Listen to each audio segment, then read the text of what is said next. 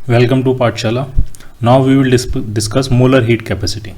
Molar heat capacity हमने पहले भी डिस्कस किया था जब हम स्पेसिफिक हीट कैपेसिटी पढ़ रहे थे हीट के चैप्टर में, और इसमें कहा था कि मोलर हीट कैपेसिटी को किस तरह से डिफाइन किया गया है कि एक मोल गैस का टेम्परेचर 1 डिग्री सेंटीग्रेड या 1 केल्विन से बढ़ाने के लिए जो हीट रिक्वायर्ड होती है उसी को हम कहते हैं मोलर हीट कैपेसिटी। ठीक, फॉर्मूला क्या बनता था? फॉर्मूला बनता था delta Q is equal to N capital C delta T. इसमें आपने इस गैस सैंपल में कितनी हीट सप्लाई की है? डेल्टा क्यू, जिसकी वजह से इसका टेम्परेचर कितना बढ़ा है? Delta T. इसके अंदर कितने नंबर ऑफ मोल्स हैं? Small N.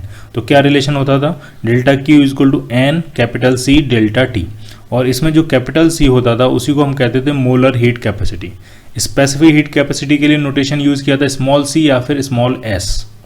कैपिटल सी किसके लिए नोटेशन था? मोलर हीट कैपेसिटी के लिए। तो यहाँ से सी की वैल्यू अगर आप देखोगे तो डायरेक्ट आ रही है 1/n times delta Q by delta T. अगर 1 मोल गैस है और उसका टेम्परेचर 1 डिग्री सेंटीग्रेड या 1 केल्विन से इंक्रीज करना है तो जो हीट सप्लाई होती है उसी को हम क्या बोलेंगे? Molar heat capacity. क्लियर? ठीक। लेकिन ये जो मोलर हीट कैपेसिटी है ये इस बात पे डिपेंड कर रही है कि आप जो टेम्परेचर रेज कर रहे हो वो किस प्रोसेस के थ्रू कर रहे हो। इसमें जो हीट सप्लाई हो रही है इससे टेम्परेचर रेज हो रहा है, तो ये जो टेम्परेचर रेजिंग चल रही है क्या प्रोसेस क्या है? कांस्टेंट वॉल्यूम पे आप टेम्परेचर रेज कर रहे हो हीट सप्लाई करके, या फिर कांस्टेंट प्रेशर पे कर रहे हो? ठीक है, आपकी प्रोसेस क्या है? आपकी आइसोकोरिक प्रोसेस है कि आइसोबारिक प्रोसेस है कि आइसोथर्मल प्रोसेस है कि एडियाबेटिक प्रोसेस है या कोई रैंडम जनरल प्रोसेस है? तो आप इसको समझो, 2 molar heat capacity specially define की गई हैं। एक डिफाइन की गई है CV और एक डिफाइन की गई है CP।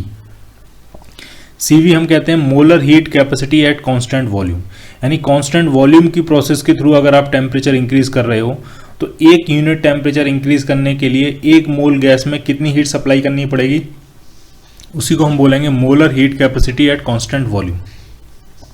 और जब आप टेम्परेचर इंक्रीज कर रहे हो कांस्टेंट प्रेशर कंडीशंस में, तब जो हीट सप्लाई करनी पड़ेगी 1 मोल का टेम्परेचर 1 डिग्री सेंटीग्रेड या 1 केल्विन से बढ़ाने के लिए, उसको हम बोलेंगे CP, यानी molar heat capacity at constant pressure. ठीक, अब कुछ रिलेशंस हैं तो वो आप जरा ढंग से समझो।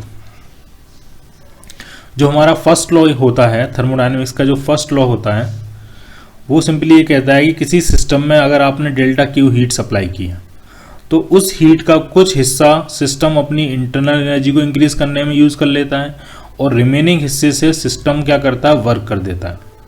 ठीक, तो डेल्टा क्यू हमने सिस्टम के अंदर हीट सप्लाई की, डेल्टा यू सिस्टम की एनर्जी इंक्रीज हो गई और W सिस्टम ने वर्क कर दिया। Work done by the gas on the surrounding. System मतलब जो गैस अंडर कंसिडरेशन है, जो गैस का सैंपल अंडर कंसिडरेशन है, ये होता है फर्स्ट लॉ। ठीक, और फर्स्ट लॉ ये कहता है कि अगर आइसोकोरिक प्रोसेस है, आइसोकोरिक अगर आपकी प्रोसेस है तो आइसोकोरिक प्रोसेस में वर्क डन 0 होता है। क्यों वर्क डन 0 होता है? तो वो आप जरा ढंग से समझ लो। अभी तक हमने इंटरनल एनर्जी का फॉर्मूला देखा था। इंटरनल एनर्जी का जो फॉर्मूला होता है U, वो होता है NFRT/2। ठीक, तो चेंज इन इंटरनल एनर्जी कितना हो जाएगा? NFR delta T/2। ठीक, प्रोसेस कोई भी हो इंटरनल एनर्जी सिर्फ टेम्परेचर पर डिपेंड करती है, और अगर टेम्परेचर में चेंज हो रहा है चाहे वो किसी भी प्रोसेस से चेंज हो रहा हो, इंटरनल एनर्जी में चेंज हमेशा इसके बराबर होगा। तो ये एब्सोल्यूट फॉर्मूला है चेंज इन इंटरनल एनर्जी का। प्रोसेस आपकी कोई भी हो, इंटरनल एनर्जी प्रोसेस पर डिपेंड नहीं करती है। इंटरनल एनर्जी स्टेट फंक्शन है, वो सिर्फ इस बात पर डिपेंड करती है डेल्टा टी पे। डेल्टा टी का मतलब वो सिर्फ इस बात पर डिपेंड करती है कि फाइनल टेम्परेचर कितना था और इनिशियल टेम्परेचर कितना था। इनिशियल से फाइनल तक आप किस प्रोसेस के थ्रू पहुंचे हो, इंटरनल एनर्जी को इससे कोई लेना देना नहीं है। क्लियर? तो ये जो फॉर्मूला है ये एब्सोल्यूट फॉर्मूला है, ये इस बात पर बिल्कुल भी डिपेंड नहीं करता है कि आप किस प्रोसेस से जा रहे हो।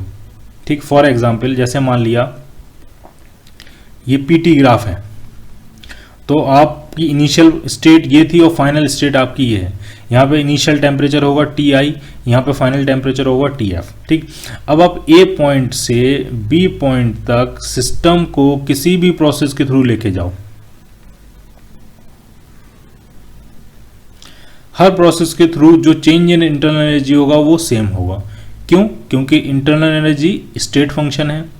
स्टेट फंक्शन जो होते हैं वो सिर्फ इनिशियल स्टेट और फाइनल स्टेट पे डिपेंड करते हैं, वो इस बात पे बिल्कुल डिपेंड नहीं करते हैं कि आप किस प्रोसेस के थ्रू, किस पाथ के थ्रू उस स्टेट तक पहुंचे हो। इंटरनल एनर्जी सिर्फ टेम्परेचर पे डिपेंड करती है, final temperature minus initial temperature के डिफरेंस पे चेंज इन इंटरनल एनर्जी की वैल्यू डिपेंड करती है। ठीक, एक चीज आपको समझ में आई, अब दूसरी चीज और समझ लो आप। तो ये समझ में आया, ये एब्सोल्यूट फॉर्मूला है, किसी भी प्रोसेस में लगेगा। ठीक, उसी तरह से एक और एब्सोल्यूट फॉर्मूला होता है जो कि वर्क डन का होता है, work done by gas on the surrounding, gas ने कितना वर्क किया होगा, तो वो सिंपल फॉर्मूला होता है इंटीग्रेशन पी डीवी। पी आपका प्रेशर है और डीवी क्या है, change, small change in volume, और इसमें लिमिट्स पड़ जाएंगी जो भी इनिशियल से फाइनल लिमिट्स होंगी। तो ये फॉर्मूला भी आपका एब्सोल्यूट फॉर्मूला है, किसी भी प्रोसेस में लगेगा, कोई भी थर्मोडायनेमिक प्रोसेस हो, हर प्रोसेस में ये फॉर्मूला लगेगा। ठीक, अब यही फॉर्मूला ये बताता है कि अगर मान लिया आपकी आइसोकोरिक प्रोसेस है, आइसोकोरिक प्रोसेस में वॉल्यूम क्या होता है, कांस्टेंट। वॉल्यूम अगर कांस्टेंट है तो चेंज इन वॉल्यूम कितना होगा, जीरो। जब चेंज इन वॉल्यूम डीवी ही जीरो हो गया तो वर्क डन बाय गैस कितना होगा, जीरो। तो आइसोकोरिक प्रोसेस में वर्क डन बाय गैस हमेशा क्या रहता है, जीरो, क्योंकि वॉल्यूम चेंज नहीं करता है। वॉल्यूम नहीं चेंज करेगा तो डीवी जीरो होगा, डीवी जीरो होगा तो एब्सोल्यूट फॉर्मूले में अगर आप देखो वर्क डन बाय गैस क्या हो जाएगा, जीरो। तो आइसोकोरिक प्रोसेस के लिए अगर हम फर्स्ट लॉ देखें, जो कि आपका ये फर्स्ट लॉ था, फर्स्ट लॉ ऑफ थर्मोडायनेमिक्स, ये सिंपली जो लॉ है फर्स्ट लॉ, वो सिंपली एनर्जी कंजर्वेशन का लॉ है। ठीक, ये एनर्जी कंजर्वेशन, जितनी एनर्जी सप्लाई की उसका कुछ हिस्सा उसने यूज कर लिया इंटरनल एनर्जी को इंक्रीज करने में, रिमेनिंग हिस्से से उसने वर्क कर लिया। ठीक, तो अगर आइसोकोरिक प्रोसेस के लिए फर्स्ट लॉ लगाएं तो वर्क डन बाय तो गैस जीरो होगा, तो फर्स्ट लॉ क्या बन जाएगा, सिंपली ये बन जाएगा delta Q is equal to delta U, यानी हीट सप्लाइड जो होगी वो इंटरनल एनर्जी के चेंज में चली जाएगी, पूरी की पूरी। जितनी हीट आप सिस्टम में सप्लाई करोगे वो सारी की सारी सिस्टम किस चीज में यूज कर लेगा, अपनी इंटरनल एनर्जी को इंक्रीज करने में। ठीक, और डेल्टा यू का फॉर्मूला कितना होता है, अभी हमने देखा ऊपर, डेल्टा यू जो होता है, प्रोसेस कोई भी हो, डेल्टा यू हमेशा कितना होता है, N F R delta T by two. Process आपकी कोई भी हो, डेल्टा यू हमेशा यही रहेगा। ठीक, अब जरा डेल्टा क्यू देखते हैं। तो अभी हमने जो स्पेसिफिक हीट कैपेसिटी का फॉर्मूला देखा, डेल्टा क्यू, डेल्टा क्यू क्या होता है, एन सी डेल्टा टी, ये फॉर्मूला है। एन नंबर ऑफ मोल्स का टेम्परेचर डेल्टा टी बढ़ाने के लिए जो हीट सप्लाई की थी वो डेल्टा क्यू थी। डेल्टा क्यू क्या हो जाएगा, एन सी डेल्टा टी, और ये जो सी है ये प्रोसेस के हिसाब से चेंज करेगा। अगर कांस्टेंट वॉल्यूम की प्रोसेस है तो सी की जगह सी वी लिख देंगे हम, कांस्टेंट प्रेशर की प्रोसेस है तो सी की जगह सी पी लिख देंगे, या और कोई प्रोसेस है उस हिसाब से ये सी चेंज करेगा। तो अभी अगर हम यहाँ लगाएंगे डेल्टा क्यू की जगह तो ये हो जाएगा एन, और ये कांस्टेंट वॉल्यूम की प्रोसेस है तो N C V delta T, N से एन कैंसिल आउट हो गया, डेल्टा टी से डेल्टा टी कैंसिल आउट हो गया, तो सी वी का फॉर्मूला आपको मिल गया, स्पेसिफिक नहीं, molar heat capacity at constant volume, and that is equal to F R by two. ये फॉर्मूला आपको एकदम याद रखना है। एफ क्या है आपका, डिग्री ऑफ फ्रीडम, आर क्या है, gas constant. Clear, mono atomic gas के लिए F3 होता है, डायटोमिक पॉली एटॉमिक लीनियर के लिए 5 होता है, और पॉली एटॉमिक नॉन लीनियर के लिए क्या होता है, 6 होता है। क्लियर, एक फॉर्मूला क्लियर है आप। ठीक, अब Cp का जो फॉर्मूला होता है,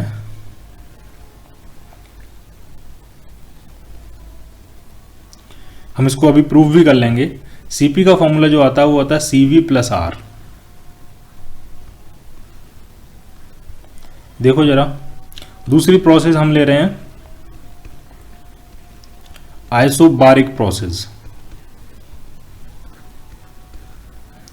और आइसोबारिक प्रोसेस में हम फर्स्ट लॉ लिख रहे हैं आइसोबारिक प्रोसेस के लिए।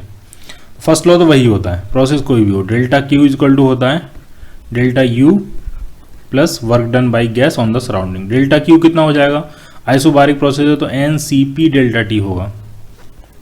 डेल्टा यू तो वही होता है, प्रोसेस कोई भी हो, चेंज इन इंटरनल एनर्जी सिर्फ टेम्परेचर पर डिपेंड करती है, और वो कितना होगा, N F R delta T by two. और वर्क डन, मैंने आपको बताया वर्क डन का जनरल फॉर्मूला क्या होता है, इंटीग्रेशन पी डीवी। अब आप समझो आइसोबारिक प्रोसेस है, आइसोबारिक प्रोसेस में प्रेशर कांस्टेंट होता है, और जो चीज़ कांस्टेंट होती है उसको इंटीग्रेशन के बाहर लिख सकते हैं। तो वर्क डन बन जाएगा इंटीग्रेशन पी बाहर हो जाएगा इंटीग्रेशन डीवी। और डी वी सब ऐड करते जाओगे तो ये क्या बन जाएगा, पी डेल्टा वी। तो वर्क डन आ गया आपका P times delta we.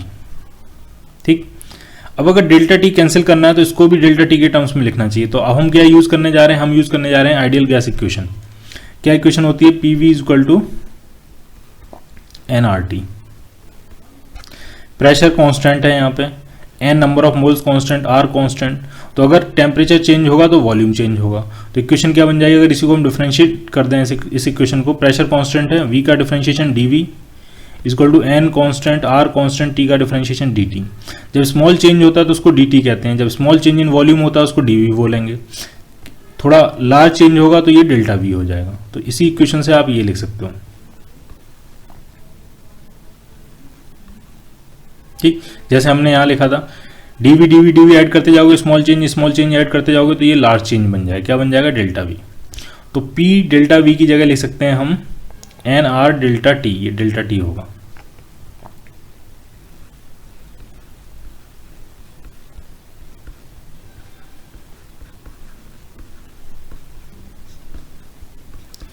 Plus N R delta T.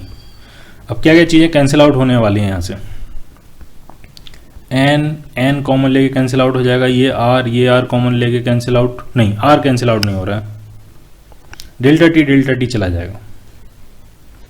तो सी पी कितना आ गया, एफ आर बाई टू तो होता है सी वी प्लस ये एन कैंसिल हो गया था प्लस आर। तो सी पी का फॉर्मूला ये बनता है molar heat capacity at constant volume.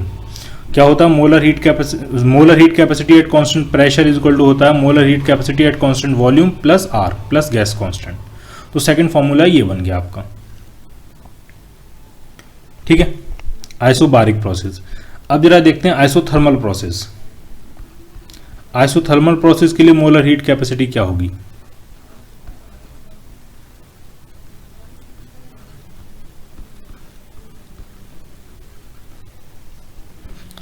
Isothermal process में टेम्परेचर कांस्टेंट रहता है, यानी डेल्टा टी क्या होगा, डेल्टा टी होगा 0। अब जरा देखो इक्वेशन क्या बनती है, इक्वेशन ये बनती है delta Q is equal to N C delta T. Simple, specific heat capacity है, सॉरी मोलर हीट कैपेसिटी है सी, तो सी कितना आ जाएगा, सी आ जाएगा delta Q upon N delta T. अब आप मुझे ये बताओ, डेल्टा क्यू कुछ भी होता हो, एन कुछ भी रहता हो, जिस प्रोसेस के लिए डेल्टा टी 0 है, जब आपने नीचे 0 पुट करोगे तो सी कहाँ अप्रोच करेगा, इन्फिनिटी। यानी आइसोथर्मल प्रोसेस के लिए जो स्पेसिफिक हीट कैपेसिटी होती है वो कहाँ अप्रोच करती है, इन्फिनिटी। उस प्रोसेस का नाम ही आइसोथर्मल इसलिए है क्योंकि उसमें आप कितनी भी हीट सप्लाई कर लो, उसका टेम्परेचर बढ़ता ही नहीं है। और जब टेम्परेचर ही नहीं बढ़ रहा है तो सी उसकी हीट कैपेसिटी, इसकी मोलर हीट कैपेसिटी कितनी हो जाएगी, इन्फिनिटी। कितनी भी हीट सप्लाई करते जाओ उसका टेम्परेचर नहीं बढ़ रहा है। तो यार, और मोलर हीट कैपेसिटी की डेफिनेशन ये थी कि 1 मोल का टेम्परेचर 1 डिग्री सेंटीग्रेड से बढ़ाने के लिए कितनी हीट चाहिए। तो 1 डिग्री सेंटीग्रेड से बढ़ाने के लिए आपको कितनी हीट सप्लाई करनी पड़ेगी, इसमें वो बढ़ेगा ही नहीं, कांस्टेंट रहेगा। इसका मतलब आप इन्फिनाइट हीट सप्लाई कर दोगे तो भी वो 1 डिग्री सेंटीग्रेड नहीं बढ़ेगा। तो आइसोथर्मल की स्पेसिफिक हीट कैपेसिटी क्या होती है, इन्फिनाइट। तो ये सारी हीट जहाँ कहाँ नहीं है, तो फर्स्ट लॉ फिर से देखो, फर्स्ट लॉ ये कहता है कि जो भी हम सिस्टम में हीट सप्लाई करते हैं उसका कुछ हिस्सा वो अपनी इंटरनल एनर्जी को बढ़ाने में लेता है, बाकी वर्क डन में खर्च कर देता है। तो अगर टेम्परेचर बढ़ रहा होता तो इंटरनल एनर्जी बढ़ रही होती, इंटरनल एनर्जी बढ़ नहीं रही है, इंटरनल एनर्जी में चेंज 0 है। यानी आइसोथर्मल प्रोसेस एक ऐसी प्रोसेस है जिसमें सिस्टम के अंदर सप्लाई की गई सारी की सारी एनर्जी किस में कन्वर्ट हो जाती है, वर्क डन में कन्वर्ट हो जाती है। यानी सिस्टम पूरी की पूरी एनर्जी से क्या कर देता है, एक्सटर्नल सराउंडिंग पे वर्क कर देता है। ठीक, उसकी इंटरनल एनर्जी कांस्टेंट रहती है, उसमें कोई चेंज नहीं होता है। ठीक, इसी तरह से एक और प्रोसेस होती है जिसको हम कहते हैं एडियाबैटिक प्रोसेस।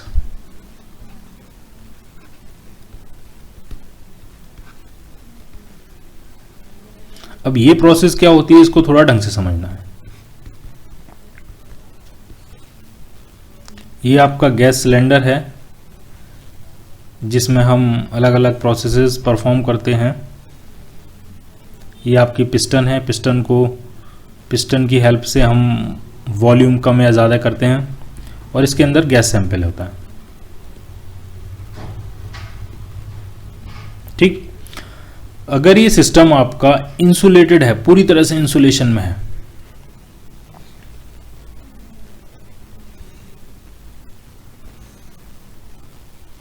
कहीं से कोई हीट एक्सचेंज नहीं हो सकता, ठीक। और ये आपका जो पिस्टन है वो भी एकदम इंसुलेटर की बनी हुई है, और चैम्बर भी पूरी तरह से इंसुलेटेड है। ये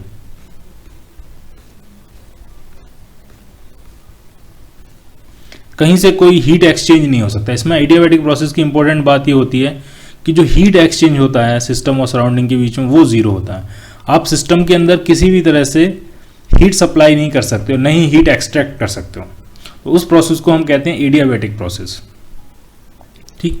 तो अगर हमें टेम्परेचर बढ़ाना हो, अंदर का टेम्परेचर बढ़ाना हो, तो क्या तरीका, हीट तो आप सप्लाई नहीं कर सकते, आप क्या करो, इसके ऊपर वर्क करो, पिस्टन को अंदर पुश करो, पिस्टन के थ्रू क्या करो, गैस सैंपल पे वर्क करो। उस वर्क की वजह से जो टेम्परेचर, इंटरनल एनर्जी इंक्रीज होगी, टेम्परेचर इंक्रीज होगा, वैसे टेम्परेचर इंक्रीज हो सकता है। हीट सप्लाई करके टेम्परेचर इंक्रीज नहीं हो सकता। तो अगर डेल्टा क्यू जीरो है, डेल्टा क्यू अगर जीरो है, तो फर्स्ट लॉ क्या कहेगा, फर्स्ट लॉ ये कहेगा delta Q is equal to क्या होता है, डेल्टा यू प्लस डब्ल्यू, और डेल्टा क्यू क्या हो गया, जीरो। तो डेल्टा यू जो हो गया प्लस डब्ल्यू, ये किसके बराबर हो गया, जीरो के बराबर। तो डेल्टा यू आप क्या लिख सकते हो, माइनस टाइम्स डब्ल्यू, और ये डब्ल्यू क्या होता था, work done by the gas, on the gas नहीं, work done by the gas, ठीक। अब यहां से आप समझ लो, इसी इक्वेशन से आप समझ सकते हो, फर्स्ट इक्वेशन से, अगर work done by the gas positive है तो डेफिनेटली डेल्टा यू क्या होगा, नेगेटिव, क्योंकि दोनों का सम क्या होना है, जीरो।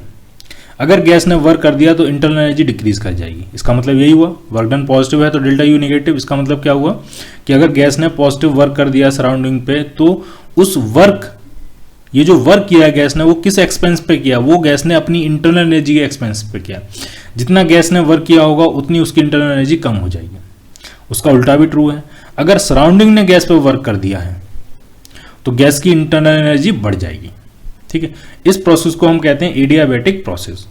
इसकी इक्वेशन क्या होती है, जैसे कि आइसोकोरिक प्रोसेस की इक्वेशन होती थी V is equal to constant, isobaric process की इक्वेशन होती थी P is equal to constant, isothermal process की इक्वेशन होती थी T is equal to constant. T is equal to constant लिख लो या P into V is equal to constant लिख लो, एक ही बात होती है, PV is equal to nRT होता है। इसी तरह से एडियाबैटिक प्रोसेस की क्या इक्वेशन होती है, तो एडियाबैटिक प्रोसेस की इक्वेशन होती है, इसको हम बाद में ड्राइव भी करेंगे, ये होती है PV की power gamma is equal to constant. Isothermal process के लिए गामा की वैल्यू क्या होती थी, 1, गामा की जगह 1 पुट करते थे हम। एडियाबैटिक प्रोसेस की इक्वेशन होती है PV to power gamma is equal to constant, इसको हम ड्राइव करेंगे बाद में। गामा यहाँ पे क्या होता है, तो अभी के लिए आप ये मान लो गामा एक कांस्टेंट होता है, ये गैस टू गैस वेरी करता है, इसको हम कहते हैं एडियाबैटिक एक्सपोनेंट, एडियाबैटिक एक्सपोनेंट। और ये गैस टू गैस वेरी करता है। किस तरह से वेरी करता है, ये इस बात पर डिपेंड करता है कि आपकी जो गैस है वो मोनो एटोमिक है कि डाई एटोमिक है कि पॉली एटोमिक है, ठीक है। यानी वो डिग्री ऑफ फ्रीडम पे डिपेंड करता है। किस तरह से डिपेंड करता है, तो गामा के दो फॉर्मूले हैं, एक तो है आपका 1+2/f, जितनी डिग्री ऑफ फ्रीडम बढ़ती जाएगी गामा उसी हिसाब से कम होता जाएगा, ये रिलेशनशिप है। और दूसरा जो गामा की रिलेशनशिप होती है एडियाबैटिक एक्सपोनेंट, जिसको हम कहते हैं CP/CV, ये दोनों इंटर रिलेटेड हैं। अगर हम CP की वैल्यू और CV की वैल्यू पुट कर दें तो आपको ये रिलेशन मिल जाएगा, करके देखते हैं। तो gamma is equal to CP कितना आया था, CP आया था CV+R/CV, तो ये मिल गया आपका 1+R/CV। CV कितना होता है, CV होता है FR/2, R से R कैंसिल, 2 ऊपर आ जाएगा, तो गामा कितना बन गया, गामा बन गया आपका 1+2/f। तो ये दो अलग अलग रिलेशन नहीं है, ये दोनों सेम ही रिलेशन है, ठीक।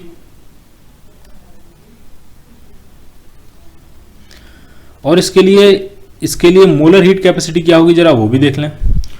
तो आप देखो जरा, स्टैंडर्ड इक्वेशन क्या होती थी, delta Q is equal to होती थी NC डेल्टा T। तो C यहां से क्या आता था, C आता था आपका delta Q upon N times delta T. अब इसी इक्वेशन को देख के आपको अपने आप पता लग सकता है कि इसकी molar heat capacity for adiabatic process क्या हो सकती है। एन की वैल्यू कुछ होगी, डेल्टा टी कुछ हो सकता है, आप टेम्परेचर इंक्रीज या डिक्रीज कर सकते हो, बिल्कुल ठीक है। लेकिन डेल्टा क्यू क्या है? डेल्टा क्यू जीरो, आप हीट सप्लाई नहीं कर सकते। जब डेल्टा क्यू जीरो है तो ऊपर ही जीरो पुट कर दिया तो नीचे कुछ भी होता रहे, सी की वैल्यू क्या आ जाएगी? जीरो। तो एडियाबैटिक प्रोसेस के लिए मोलर हीट कैपेसिटी क्या होती है? जीरो। क्लियर? तो अभी तक हमने देखा मोलर हीट कैपेसिटी चार अलग अलग प्रोसेस के लिए। जनरल फॉर्मूला क्या होता है मोलर हीट कैपेसिटी का? तो वो होता है delta Q is equal to N times C, capital C into delta T. ठीक है, कोई भी प्रोसेस हो, अगर आप डेल्टा क्यू हीट सप्लाई कर रहे हो, एन नंबर ऑफ मोल्स हैं, उसका टेम्परेचर डेल्टा टी इंक्रीज हो जाता है, तो उस प्रोसेस की जो मोलर हीट कैपेसिटी होगी वो हो जाएगी delta Q upon N times delta T. ठीक, अभी हमने मोलर हीट कैपेसिटी चार अलग अलग चार स्टैंडर्ड प्रोसेस की देखी। हमने देखी आइसोकोरिक प्रोसेस की। आइसोकोरिक प्रोसेस की जो मोलर हीट कैपेसिटी होती है उसको कहते हैं molar heat capacity at constant volume, और उसको किससे रिप्रेजेंट करते हैं? सीवी से। वो कितनी आई थी? F R by two. फिर हमने देखी molar heat capacity at constant pressure, वो कितनी आई थी? वो आई थी F R by two plus R. CV में आर और जोड़ देते हैं। वो आर इसलिए जुड़ा है क्योंकि कांस्टेंट वॉल्यूम में सिर्फ जो भी हीट सप्लाई करते हो उससे पूरी इंटरनल एनर्जी चेंज हो जाती है, वर्क डन नहीं होता है। लेकिन कांस्टेंट प्रेशर में जो हीट सप्लाई कर रहे हो कुछ हिस्सा इंटरनल एनर्जी को बढ़ाने में जा रहा है, कुछ हिस्सा वर्क डन करने में जा रहा है, तो उसमें उसको एक्स्ट्रा हीट चाहिए। ठीक, इसलिए ये सीपी है। उसके बाद आइसोथर्मल प्रोसेस में, आइसोथर्मल प्रोसेस में आप कितनी भी हीट दे दो, टेम्परेचर इंक्रीज करता ही नहीं है, तो उसकी heat capacity, molar heat capacity क्या हो जाएगी? इन्फिनिटी। उसके बाद एडियाबैटिक प्रोसेस में, एडियाबैटिक प्रोसेस में हीट सप्लाई ही नहीं कर सकते आप, हीट सप्लाई हमेशा जीरो होता है, तो डेल्टा क्यू अगर जीरो है तो सीवी क्या हो जाएगा? जीरो। बिना हीट सप्लाई करे इंटरनल एनर्जी आप इंक्रीज कर सकते हो, बिना हीट सप्लाई करे उसका टेम्परेचर आप इंक्रीज कर सकते हो। वो क्या प्रोसेस है? आप गैस पे वर्क कर दो, गैस के ऊपर अगर आपने वर्क कर दिया तो गैस की इंटरनल एनर्जी बढ़ जाएगी, गैस ने अगर वर्क कर दिया तो गैस की इंटरनल एनर्जी कम हो जाएगी। तो ये चार प्रोसेस की अलग अलग हमने देखी। अब अगर हम एक जनरल प्रोसेस लिखें, पी वी की power X is equal to constant, X कुछ भी हो सकता है, तो देखो अगर एक्स की वैल्यू जीरो हो गई तो P is equal to constant आएगा। यानी कौन सी प्रोसेस हो गई? कौन सी प्रोसेस हो गई? Isobaric process. अगर x की वैल्यू 1 हो गई तो p into V equal to constant हो जाएगा, यानी कौन सी प्रोसेस हो गई? Isothermal process. अगर x की वैल्यू गामा के बराबर होगी, जो कि एडियाबैटिक एक्सपोनेंट जिसका नाम होता है, जिसका फॉर्मूला होता है Cp अपॉन Cv या 1 प्लस 2/f, अगर x की वैल्यू गामा हमने पुट कर दी तो ये प्रोसेस कौन सी हो जाती है? कौन सी हो जाएगी? Adiabatic process. और अगर हम x की वैल्यू कुछ पुट कर दें ताकि ये आइसोकोरिक प्रोसेस हो जाए, तो वो कैसे होगी? अगर हमने x की वैल्यू इन्फिनाइट पुट कर दी तो ये प्रोसेस आइसोकोरिक प्रोसेस हो जाएगी। कैसे? क्या आप इसी इक्वेशन को ये कह सकते हो? p की power 1/x into V is equal to constant. ठीक, मैंने पूरी दोनों तरफ इक्वेशन का x रूट ले लिया है, स्क्वायर रूट होता है, क्यूब रूट होता है, वैसे ही मैंने x रूट ले लिया, तो p की पावर आ जाएगा 1/x और v की पावर आ जाएगा 1 इज इक्वल टू कॉन्स्टेंट। और x की वैल्यू क्या पुट कर रहा हूं मैं इस इक्वेशन में? इन्फिनाइट। तो x की वैल्यू जब आप इन्फिनाइट पुट करोगे तो 1 अपॉन इन्फिनाइट होता है 0, p की पावर 0 1, सॉरी p की पावर 0, ये पूरा क्या हो जाएगा? 1। तो ये सिंपली इक्वेशन क्या बन जाएगी? v is equal to constant. और v is equal to constant का मतलब ये कौन सी इक्वेशन बन गई आपकी? Isochoric process. तो इसमें डिफरेंट x की वैल्यू पुट करके हम डिफरेंट जो प्रोसेसेस हैं वो अचीव कर सकते हैं। तो ये आपकी जनरल प्रोसेस है, इसको आप कह सकते हो पॉलीट्रॉपिक, इसका नाम होता है पॉलीट्रॉपिक प्रोसेस। Polytropic process. और ये जो आपने चार प्रोसेस पढ़ी हैं वो इसी पॉलीट्रॉपिक प्रोसेस के चार स्पेशल केस हैं। ठीक, कांस्टेंट वॉल्यूम के लिए x क्या है? इन्फिनिटी। इसके लिए x क्या है? 0। इसके लिए x क्या है? 1। और इसके लिए x क्या है आपका? गामा। ठीक है, तो एक फॉर्मूला हम यहाँ पे लिख रहे हैं, उस पॉलीट्रॉपिक प्रोसेस की जो स्पेसिफिक हीट कैपेसिटी है, सॉरी मोलर हीट कैपेसिटी है कैपिटल C, उसका फॉर्मूला होता है R upon gamma -1 plus R upon 1 minus X. इस फॉर्मूले में आप अलग अलग एक्स की वैल्यू पुट करोगे, आपको अलग अलग वैल्यूज अपने आप मिलती चली जाएंगी। जैसे कि देखो आप, ठीक है, एक्स अगर इन्फिनिटी अप्रोच कर रहा है तो कौन सी प्रोसेस होगी आपकी, आइसोकोरिक प्रोसेस। तो वहां से जो सी आना चाहिए वो सी वी के बराबर होना चाहिए। जरा करके देखते हैं। ये इन्फिनिटी पुट करोगे तो नीचे निगेटिव इन्फिनिटी हो जाएगा। नेगेटिव इन्फिनिटी का मतलब समथिंग अपॉन इन्फिनिटी, तो वो जीरो हो जाएगा। तो सी कितना आ गया, आर अपॉन गामा माइनस 1। अब जरा गामा और डिग्री ऑफ फ्रीडम रिलेशन क्या होता है, गामा इज इक्वल टू होता है 1 प्लस 2 बाई एफ। तो गामा माइनस 1 कितना हो जाएगा, गामा माइनस 1 हो जाएगा 2 बाई एफ। तो गामा माइनस 1 की जगह क्या पुट करेंगे हम, 2 by F, R upon 2 by F. F ऊपर पहुंच जाएगा तो क्या आ गया, ये एफ आर बाई 2। और एफ आर बाई 2 ही क्या होता था, सी वी होता था आपका। हो गया प्रूफ, ठीक। इसी तरह से आप अलग अलग वैल्यूज पुट करते जाओ एक्स के लिए। अगर हम x को 0 पुट करें तो x 0 का मतलब क्या हुआ, कौन सी प्रोसेस हो गई आपकी, देखो जरा, x 0 का मतलब कौन सी प्रोसेस हो गई, आइसोबारिक प्रोसेस। तो Cp कितना आना चाहिए, एफ आर बाई 2 प्लस 2।